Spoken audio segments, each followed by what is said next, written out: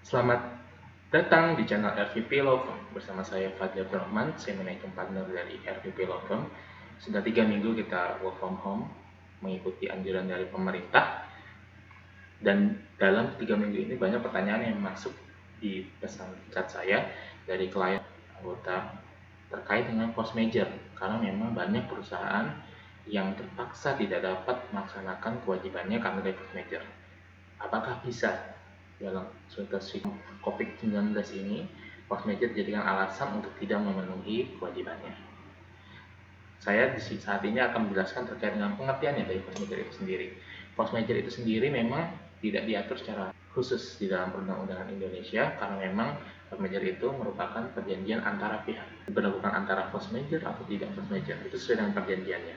Namun jika kita menilik dari peraturan perundang-undangan yang berlaku, secara umum digambarkan force major itu ada dalam pasal 1244 KUH Perdata, yang mana dijelaskan bahwa debitur harus dihukum untuk mengganti biaya, kerugian, dan bunga bila ia tidak dapat membuktikan bahwa tidak dilaksanakan kewajibannya itu karena suatu hal yang tak terduga. Atau kalau di pasal kontraknya kita biasa nulisnya itu dengan unforeseen reasons, jadi hal yang tidak terduga. Nah, terkait dengan pandemi corona ini, memang ini merupakan pandemi yang sangat besar, merupakan suatu hal yang menyebabkan lini bisnis dari yang kecil sampai yang besar itu terpengaruh, termasuk dengan perjanjian antara para pihak, antara supplier, antara perusahaan B2B maupun B2C. Jika memang dari pengertian ini, memang ada kontrak yang tidak bisa dibatalkan, karena memang ini bukan pandemi ini secara umum memang sesuatu yang terduga karena memang sudah jauh hari, sudah dari Desember pandemi ini diberlakukan dan kontraknya juga sudah berjalan sehingga kontraknya tidak bisa dibatalkan kalau menurut peraturan ini, sehingga memang ini masih menjadi perang abu-abu.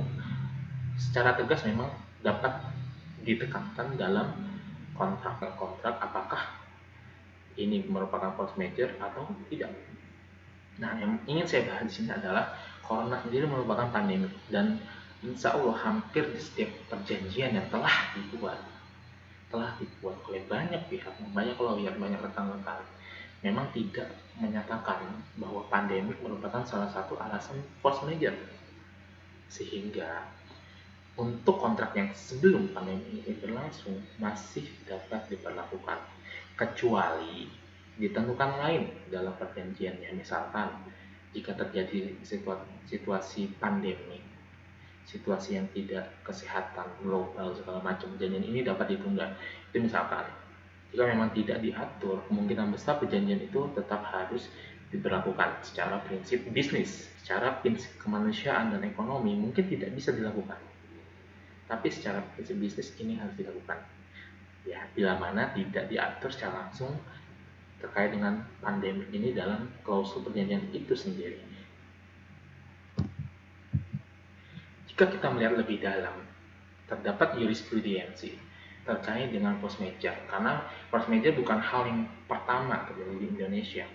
Kasus-kasus ekonomi, kesulitan ekonomi bukan yang pertama. Kita pernah melaksakannya di tahun 1998 saat kerusuhan, dan juga pada 2008. Di situ banyak perusahaan yang tidak dapat melaksanakan kewajibannya, sehingga banyak jurisprudensi hakim yang diikut dalam perjanjian. Nah, terdapat beberapa jurisprudensi. Yang pertama itu, force major bisa dikatakan bila yang pertama tidak dapat diprediksi. Tidak dapat diprediksi, tiba-tiba misalkan banjir, tiba-tiba di daerah suatu itu banjir sehingga pengiriman logistik tidak bisa dilakukan. Itu merupakan force major menurut jurisprudensi. Sedangkan di situasi COVID ini sudah dilakukan dari Desember, sudah diperingatkan, sudah 3 bulan sebelum kontraknya, dan seharusnya selama 3 bulan itu para lawyer juga seharusnya bisa menambahkan adendum dalam perjanjian terkait dengan pandemi ini. Jadi pandemi ini bukanlah suatu hal yang tiba-tiba, tapi sudah 3 bulan berlangsung dan memang menjadi hal yang sangat ironis sekali secara bisnis ya, secara bisnis. Namun secara ekonomi memang sulit. Prudensi juga pernah mengatur bahwa force major itu dilaksanakan karena ini di luar kendali para pihak. Jadi para pihak sudah mengaturnya, wah kita sudah sama-sama mencoba, tapi tidak dapat melaksanakan karena ini di luar kendali para pihak. Itu biasanya seperti penutupan jalan.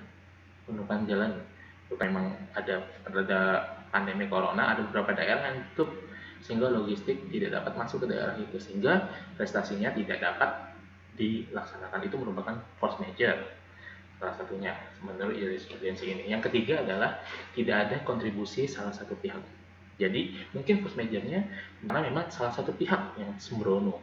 Misalkan jalanan ditutup, diblokade oleh warganya kan si A tidak dapat melaksanakan prestasinya mengirim suatu barang ke daerah si B.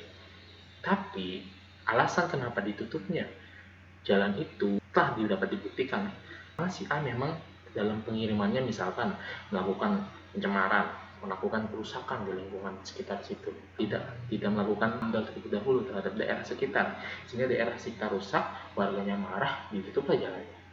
Nah, itu bukanlah force majeure karena memang ada kontribusi salah satu pihak sehingga jalan itu ditutup.